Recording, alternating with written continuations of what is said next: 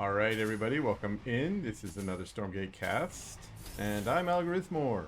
And this is not Game Friends. I think I figured it out this time. I think this is jayxp123 under one of his alts. So I will be calling him JXP this time, and hopefully it really is JXP. We'll see. I'm sure we'll find out in the comments. He's opened with the command post. But his opponent, playing in the Infernal, playing the red color, this is Wallace, who is the king. The king, as he has risen up to the top. He was very briefly the top Infernal, but then Yoru has retaken #1 spot of the whole ladder, at least last time I checked. So King Wallace, one of the top Infernals for sure. And of course, Infernal's a little bit overpowered right now, so all of the top of the ladder is Infernals right now.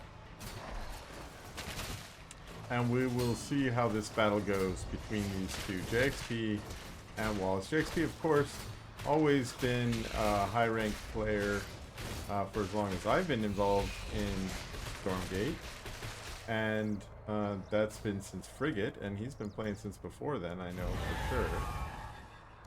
And regularly at the top of the ladder, always has some fun builds, has some pretty clean builds, well practiced builds, and often they have some cheese involved. It's hard to say sometimes where the cheese ends and just the very well practiced builds begins. Doesn't look like this is going to be a particularly cheesy one. I've seen builds, of course, where he'll show up with some servos to do a little bit of bunker rushing, or if you're really lucky, he might show up with some servos, or back in the good old day, bobs, and build a command post right in your base and then overcharge his bobs and then do some silliness like that. Or in one of the games that I played against Jay, he just massed up a bunch of helicarriers on like 5 or 6 bases while I tried to learn macro, and he just flew them over and zotted me. So lots of interesting builds out of Jay, and so far what we are seeing here is a Lancer opening, which is something that he has done for a long time, and now we're seeing, I'm really interested to this one Fiend that's shown up. This is a really nice scout Fiend.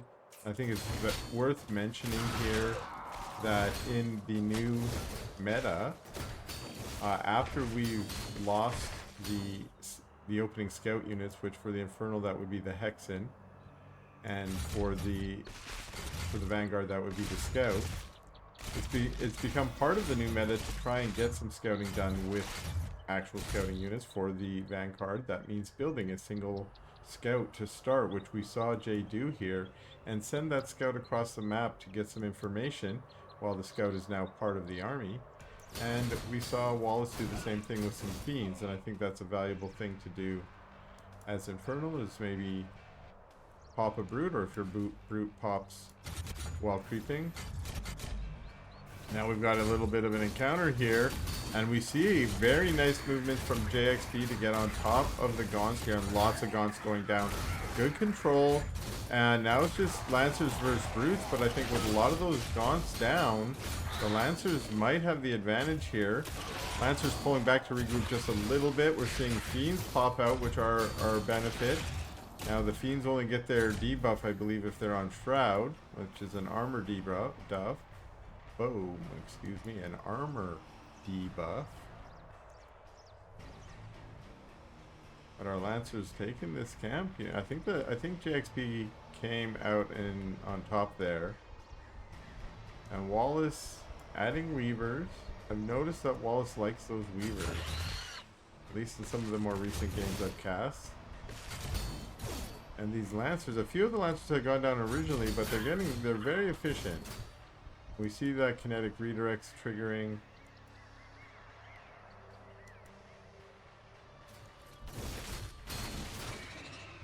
And Wallace coming back to take the rest of this camp. Oh, there's another Lancer out. And Jay just being aggressive with, I don't know if I like this. If he could have healed them up a little bit. Yeah, he's trying to promote them now. Going for the Weaver, did a good job, but wow. So many very, very low Lancers. Maybe I'm underestimating their tankability.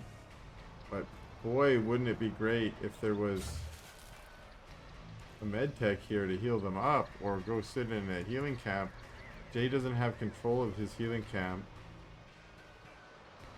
And I think that would be beneficial for him to do. He only needs like 2 Lancers to go over there and take it. It is, yeah, still on level 1. He hasn't taken it yet. Getting 1 Brute with the jump jets for the stun, but here comes a Harbinger and it's Weavers inside, and they immediately lash down the 2 Vulcans, and the Vulcans are going to try and get out of there. Lancer's chasing, trying to do damage, but the Vulcans just want to survive. 1 Falcon goes down, the other one decides it's time to turn and fight, and it does have a lot of HP. We see the Harbinger lift up the remaining Brutes and get out of there. So Jay goes back to camping here. Nice jump jets again to stun on the old Bruiser. That's going to reduce the DPS from it quite a bit. And retaking this camp, but really, like I said, go get that hell camp. And this is one thing that I really think a lot of players can be working on here. Because we have all army key, we really have turned into a slave to it. I mentioned there, you really only need 2 Lancers here to get this. The rest of them could be taking this camp, for instance. Although, I say that, but now I do see, you know, Jay's trying to heal up. That, I mean, that makes a lot of sense. The whole point of getting this, as I was commenting earlier, so that he could get that healing, both the passive when he's not here, but right now he's just soaking up the active. And again, this is good for him because it means that all those Lancers that he basically built at the beginning of the game are still out on the map, still being effective, and now being back up to full. It's almost like he hasn't taken any damage at all. I wonder if you got a little glimpse there. We do have these little new controls here. He caught a little bit of a glimpse there. And his Hornets first above, trying to take out some of the Weavers. He's got his Lancers in the nice front line. But it took a while for his Vulcans and Exos to move up and start getting their own damage done. Meanwhile, there's a drop over here going on, taking out this base, and I think that, I don't know if those Hornets are going to be enough to save it here. It looks like it might go down. Actually, we get a reinforced while there's still a battle going on over here. Lancers and Brutes going toe-to-toe, but it does look like jayxp might have the advantage in this attack while he's pushing into this base. But look, Hellborn have shown up, Brutes as well.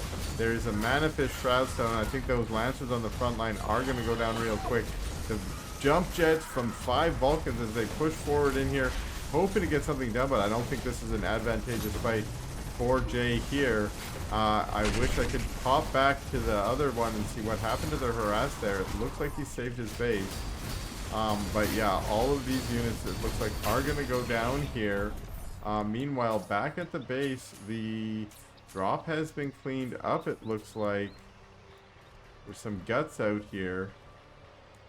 But now we see Wallace. Oh, I was going to say, it looked like Wallace might be coming down to finish things off.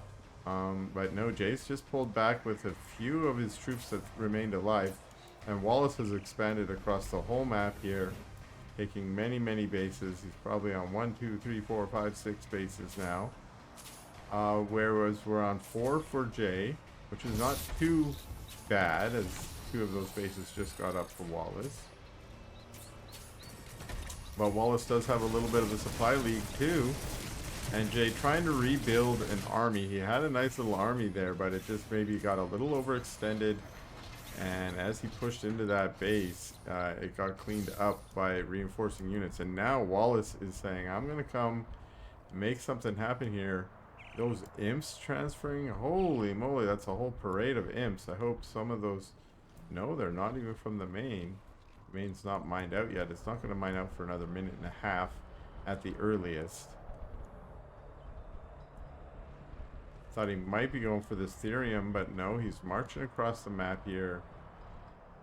And he's going to come in and just do some real damage. He's got his brute force. Immediately taking out a Vulcan there. Wow. All those rallied units there got taken out really quickly. Now the Brute's just doing that dance where they wish they could get to the front line, but they can't, so they run back and forth. And the rest of the army here from Jay's shown up. A couple lashes go down on the Vulcans. We see a lot of stuns, and there's just a lot of DPS coming out of Wallace's units here. And that's going to be it, I think, for JXP here.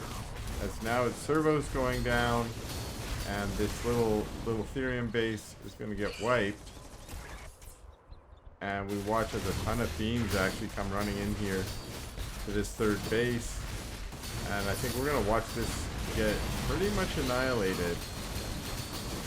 There are these Hornets out here trying to cut off any reinforcements, but some are coming around the top too. We've got a full flank on the base. There's nowhere for the base to run. It's fully surrounded. And yeah, these units are taking care of it pretty quickly. And there we finally get the GG from JXP. Round 2, my friends. That's right, we got a second game between these two. Once again, in the blue, playing Vanguard. Pretending to be Game Friend is JXP. Watch Game Friend come on this one and be like, that's really me this time. I don't know. I'm so confused. Thank you to everyone for doing a fun job to confuse me. But his opponent definitely wearing the right gamer tag. He is Wallace, and he is the king. Opening 2 production, 1-1, as the Infernals call it. 1 Conclave, 1 Vault. If you haven't yet, check out the new video on Behemoth's channel. Some new buildings for Infernal are showcased on there, including a new Vault and a new Conclave. And boy, did they look super, super, super cool. Check them out. That'll be probably coming out in 0.5, which will be in June sometime, is the best prediction for that. It's been about a month since our last major patch, 0.4, and the cadence of those patches is usually about 6 to 8 weeks. And so we got a couple more weeks at the minimum before we get another patch. Okay, see what we had happen there? Brute got split in the creeping, and 1 fiend gets sent out on scout duty. I mentioned this in the last game. And out pops a Lancer, sorry. Thought there might be a scout there as well. Is there already a scout on the map? Maybe. But this fiend is trying to do some scouting, and it's going to find a Lancer here. But yeah, Wallace has that fine control and is able to make sure it doesn't die immediately and gets more scouting information in. And I did not see a scout on the map anywhere. There's an imp over there. I don't see a scout, so I don't think that Jay built a scout yet this game. Maybe he's opting no scout this game. Fiend out. Now it's like the Fiend is playing the job of the scout. I really am digging the new Fiend model. Looks really cool.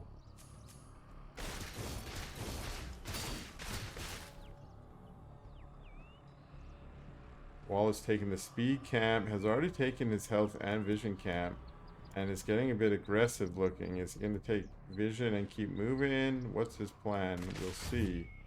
Whereas it's the speed camp going down for Jay, and the Fiend finds this, actually gets a kill on the Shadow Massive before going down himself, and it looks like Wallace is going for the vision camp. But could go for the health camp here, which is always a fun place to attack from. But instead sees the units here of Jay, and once again Jay doing a good job of running his Lancers around behind and just making them get on top of the Gaunts. Making them fight the Gaunts instead of fighting the Brutes. And look how what that did is just tear through those units of Wallace. Like, I don't know if there's been a single Lancer down yet because of their durability. they're so low. I think we just saw one go down. And wow, like incredible. I really impressed by Jay's play there. I mean, mostly what he was doing was just making sure those Lancers were getting to the Gaunts. And I think something that was really critical here is notice they do have their kinetic redirect done. And I think the extra speed they were getting from, you know, having that triggered by the damage or attacks they were taking from the Brutes and the Gaunts allowed them to rush in quite a bit quicker and get on top of the Gaunts. And Gaunts are so squishy right now that if you can get on top of them, they die pretty easily. So that was well done. And I was mentioning in the first game how he was able to preserve some of those Lancers and be more efficient with them. Well, look what he's done here. I think he only lost a single Lancer in that initial battle. And he's taken all the damage that he took from the Gaunts and the Brutes, and he's basically converted into nothing. He just healed them back up. And so he lost one Lancer for all of those units that Wallace lost, which means that's an advantage. Now with that said, we see that in the supply a little bit, right? Wallace is going to have to build back up, and has. But for an Infernal player, you know, you want to kind of be ahead a little bit and not behind, certainly. And what Jay's been able to do is preserve these a good front line for whatever army he wants to build up. And the army he's building is Exos and Vulcans. And one Vulcan, he's going to see that now. Is he going to punch through now that he's seen it? Yeah, he is. Wow, and he gets on top of the Weaver. The Weaver, which is the main counter to the Vulcan, gets taken out basically for free there. And Wallace has retreated back to safety, pumped out a couple more Weavers. But it's this army from Jay that's going to try and push up the ramp here. Really nice positioning from Wallace, actually, and getting a couple lashes down on the Vulcan. The Vulcan does have shields up and does manage to stay alive, as Wallace has to reposition and pull back as his front line disappeared. A whole new reinforcement round of Brutes show up, and they have finally torn through the Lancers, but now the Exos can show their micro. And again, I think that was a pretty good engage for Jay. Jay's coming over here to take out the speed camp. You can see that there's Shroud here. That probably tells him there's a base up there. Takes the speed, moves around back, tries to bust in from the left side. That's the right way to attack this base. It gives you a retreat angle out the back here. And again, really nice micro to stutter step away a little bit. Focusing farms, very good. I've always talked about focusing farms, especially if there's Fell Hogs there. Front line gets taken out again, and now there's teams on top of Exos, but Exos inside of the woods. That's a perfect way to defend against the melee units. You cut down the surface area on your units, so Fiends and Brutes are just less able to attack. Fewer of those units can attack. And Wallace is doing a really good job to try and keep this base alive and defend here. But look at that, a Vulcan shows up and these Weavers go down, and now actually it's Imps that are on the parade of death as they get mowed down. A few of them escape. Brutes show up trying to take out that Vulcan, and they are going to get it, but the Exos are still here, and the damage is going to be done. It's going to be hard to avoid now, as down goes the Shrine. This third base has been taken out as more reinforcements showing up from the middle of the map, and they're going to push into the natural now. There's one Vulcan in the back there. The Weavers could lash it. It doesn't look like there might not be energy yet. The Ethereum Shrine goes down, and this could be the final defense here. Another shield's up, goes down on the Vulcan, keeping it alive. Exo's doing their best to stay alive as well. And there's just not enough for Wallace to put up a strong defense, I don't think. And neither does he, as he GG's.